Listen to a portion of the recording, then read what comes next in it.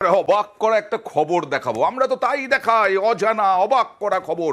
কলকাতার বুকে দেখুন তো, ঠিকানাটা দেখে কি অবাক লাগছে। 46 যোগাযোগ ভবন, ফুটপাথ, কমা ভিটিসি বউবাজার, পিও মানে পোস্ট অফিস, বউবাজার মানে কেয়ার অফ ফুটপাথ। মিলে যাচ্ছে নচিকেতা চক্রবর্তীর সেই গানের সঙ্গে। হ্যাঁ, এই ঠিকানায় আধার কার্ড কাদের জানেন? ফুটপাথবাসী, তাদের আধার কার্ড এই ঠিকানায়। 46 যোগাযোগ ভবন, ফুটপাথ। এটা কি করে সম্ভব? সরাসরি চলে যাব প্রতিনিধি অভিজিতের কাছে। হ্যাঁ, 50 বছর ধরে এই ফুটপাথবাসীরা তারা বসবাস করছেন। আধার কার্ডে এই লেখা। আধার কার্ড কি করে হলো এরকম, অভিজিৎ?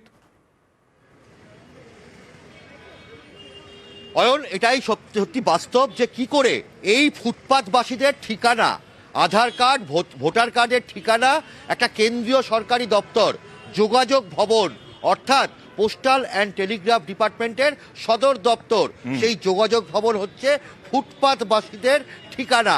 আর শুধু একজন দুজন নয়, এখানে শতাধিক ফুটপাথবাসী থাকেন, তাদের প্রত্যেকেরই ঠিকানা যোগাযোগ ভবন। আর সত্যি কোনো রাজনৈতিক দলের মদত না থাকলে, কোনো রাজনৈতিক দলের ভোটার না হলে এইভাবে আধার কার্ড করা সম্ভব নয়। আমি এবার ফুটপাথবাসীদের দেখাই, তাদের তো কোনো দোষ নেই। তারা আছেন বছরের পর বছর ধরে, ফুটপাথবাসীরা আছেন এখানেই, এবং সেখানে তারা যোগাযোগ ভবন, ডাকঘর এর নিচেই ছাউনি করে সন্তান পোষ্য নিয়ে একেবারে সংসার ভেদে বসেছেন।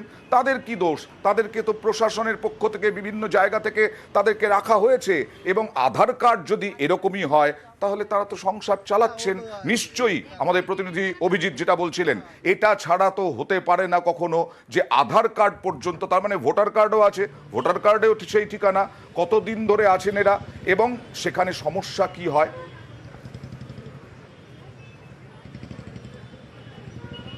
অয়ন, সমস্যা বলতে গোটা যোগাযোগ ভবনে হাজারের ওপর কর্মী অফিসার বিভিন্ন এরকম, এবং একই সঙ্গে এখানে প্রতিদিন প্রায় হাজার খানেক মানুষ বিভিন্ন কাজে কর্মে আসেন, অর্থাৎ গ্রাহকরা, এবং তাদের প্রত্যেকের একটা সংকীর্ণ পথ, সেই পথ দিয়ে এই এত বড় একটা বিল্ডিংয়ে ঢুকতে হয়, কারণ গোটা ফুটপাথটাই ফুটপাথবাসীদের দখলে চলে গেছে। এবং শুধু দখলে যায়নি, সংসার নয়, সেখানে পোষ্য প্রতিপালন করা হচ্ছে। ছাগল, মুরগি, কুকুর কিনা নেই সেই ফুটপাতে, এবং ফুটপাথবাসীদের ঘরে রীতিমতো এলইডি টিভি চলছে। তুমি যখন সুযোগ দিয়েছো, তখন তারা তো বাস করবেই, বসবাস করবেনি। তাদেরকে কে হটাবে? কারণ পুনর্বাসন দিতে হবে। 50 বছর ধরে তুমি বাস করিয়েছো, বাস করার অনুমতি দিয়েছো, আধার কার্ডের ঠিকানা দিয়েছো, ভোটার কার্ডের ঠিকানা দিয়েছো। কি বলছেন ফুটপাথবাসীরা একটু দেখাবো। হ্যাঁ, ছোট থেকে আছি। আপনাদের ভোটার কার্ড, আধার কার্ড সব আছে? সব আছে, আধার কার্ড আছে, ভোটার কার্ড সব আছে। ভোট দেন? ভোট দিই। আপনারা এখানে এরকম কষ্ট করে কেন থাকেন? কি করব, গরিব আছি আমরা, কেউ তো কিছু দেয় না। খুব সমস্যা হয় তো? অনেক সমস্যা, যখন बारिश হয় তো অনেক সমস্যা। क्या करेगा, मतलब घर उर है नहीं तो क्या करेंगे? कोई नहीं दी हम लोग को, सरकार या कोई नहीं दी। ऊपर से फुटपाथ में यहाँ से भगाने मांगते हैं। কথা বলবো আরো একবার অভিজিতের সঙ্গে। অভিজিৎ, পুরসভা কি বলছে?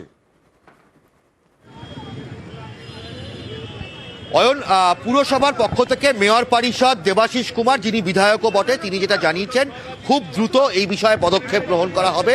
টাউন ভেন্ডিং যে কমিটি রয়েছে, সেই কমিটিতে এই বিষয়টা আলোচনা হবে, কারণ যোগাযোগ ভবনের এই যে ফুটপাথ যেভাবে দখল হয়ে গেছে, সেটা সম্পর্কে পুরসভা অবগত রয়েছে।